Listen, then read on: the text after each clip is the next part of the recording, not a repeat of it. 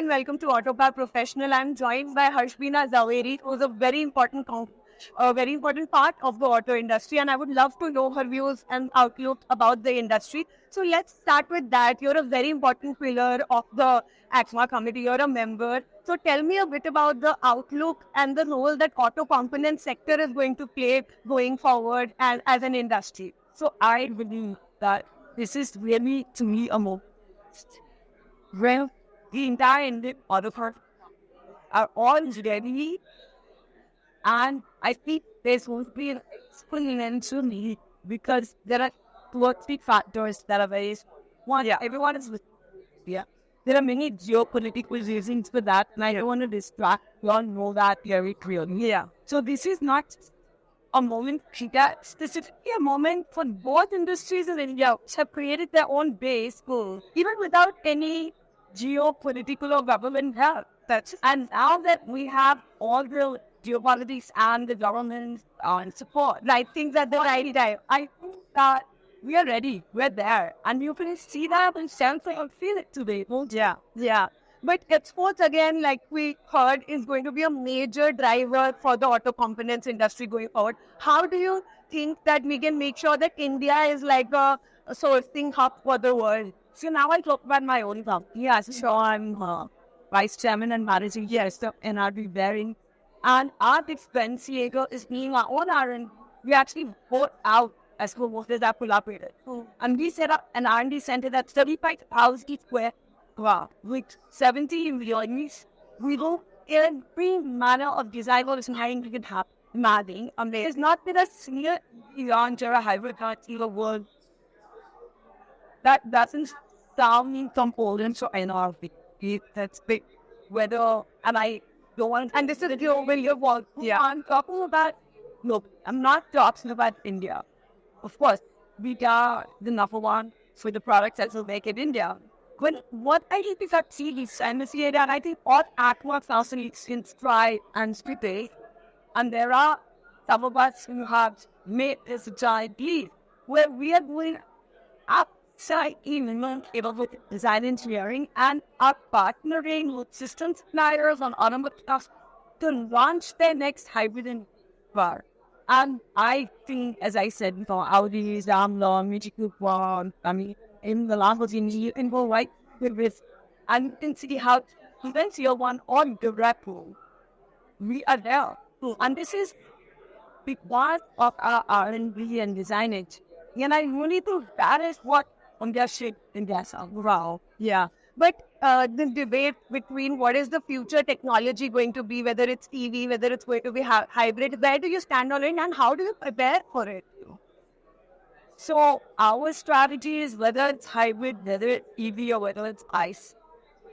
There's more than enough opportunity for us.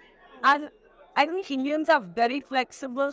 We are quick to adjust, change, leave from this situation to another. So my company and many other companies are ready, and the ones that are, they're better on hold. Yes. That's the beauty of that. Yes.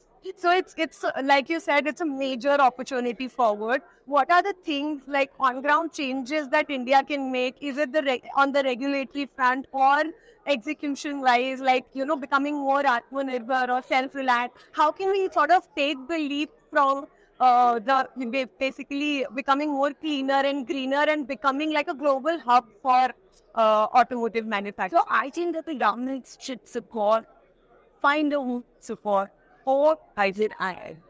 I want you that they should pick one over the other. I think they should give a lot of incentives for hybrid. We don't know what's going to fix. We don't know what cost advantages will give. We don't know which energy is the right one for us to put that with. And it's very important to keep an open mind and keep as many options in India as possible. Yeah. So that's one thing that I will suggest. They really need to support the industry to grow. It doesn't matter which technologies, because that is something we will find our ways to as well as ACMA members and as companies that have a strong thought process and know what's going on in your world, right? So the technology landscape. This definitely brings like a need to focus a lot on yourself. they're not adequate focus on quality of education, on quality of education. Yeah, true. Whether we're talking about skill development, whether we're talking about leadership development, whether we're talking about specific automotive engineering, for example, US is a part of North Carolina, which has become like one of the fastest growing automotive hubs in the world. Yeah. So all kinds of mobility solutions. And your differentiator is the caliber of their specific engineering degrees, which are focused on the needs of the auto industry. Yeah. So I would strongly suggest that. Secondly, I think that they need to work more in terms of routes from education. Training. So I'm very involved in education. Yeah, I am involved in IT. We are involved in Richard University in different stages at different levels. And my own alma mater, which is Wellesley College, which is known for leadership development. And I think that is serious, is developing leaders bottom up, not the senior level. We should not focus on the senior level. Institutions build nations and the core of the employee. Yeah, not the senior most, very important. Very important. So leave me with some of the projections and the outlook that you have for the industry and for your own company. Where is the next phase of growth going to come for? Right now. And I think we should not miss the smallest growth. Any projections that you might share? Because you know what, globally, we're seeing a kind of a slowdown in demand. In India, we are seeing certain sectors, two-wheeler, EV two-wheelers, and we're seeing a kind of a demand dip. How would you read that? I think we should work to be the market and the global market. Because at the end of the day, when there is a slowdown, when there's recession, when there's difficulty in the world, that is an opportunity for India, right? Why would someone change their German supplier, their Korean supplier, or their existing, European supplier, unless they had some difficulty? And my favorite mantra has always been Einstein: middle of difficulty lies opportunity. So I think that this is opportunity. But you don't see a demand.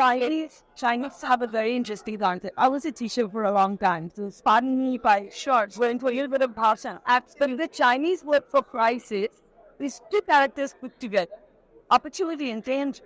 So danger and opportunity always put together, and this is a moment of opportunity. So India, you think, can sort of leap the industry, the art industry, the show. And exports, like you said, is going to be at the center of it.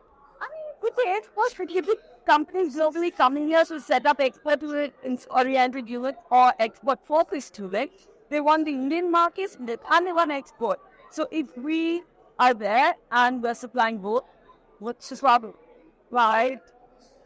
It's like a lot of, we're in that growth phase, and thanks to companies like you that we make sure that India is looked at as the hub for global manufacturing. So thank you so much for your episode and sharing your work on. Thanks again.